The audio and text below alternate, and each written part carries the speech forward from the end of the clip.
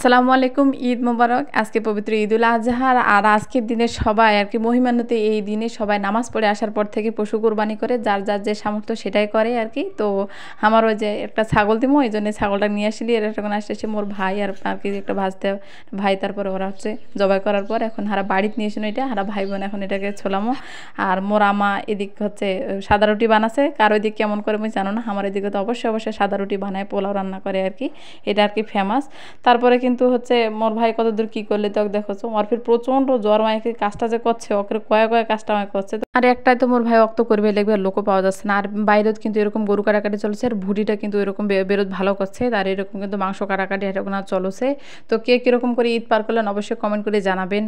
আর হচ্ছে ভিডিও ভালো লাগলে একটা লাইক করবেন, আর শেয়ার করবেন বেশি বেশি, আর সাবস্ক্রাইব করে মোর পাশে থাকবেন অবশ্যই। তো কোরবানির দিনে আর কি অনেক কাজ কাম থাকে, বিশেষ করে মহিলা মানুষের বাইরে যতক্ষণ পর্যন্ত গরু কাটাকাটি থাকে পুরুষ মানুষের থাকে, আর বাইরে কিন্তু এরকম মহিলা মানুষের অনেক কাজ থাকে। তারপরে কিন্তু গরু কাটাকাটি হয়ে গেছে, প্রায় ওদের খাসি কাটাকাটি হয়ে গেছে, আমার পোলাও রান্না হয়ে গেছে। তো এই যে এইভাবে করে আর কি হারা করি। তারপরে এরকম আরও অনেকজনে আর কি এরকম কোরবানি করছে, কাটাকাটি করছে, আমি বাইরে যাই দেখছো।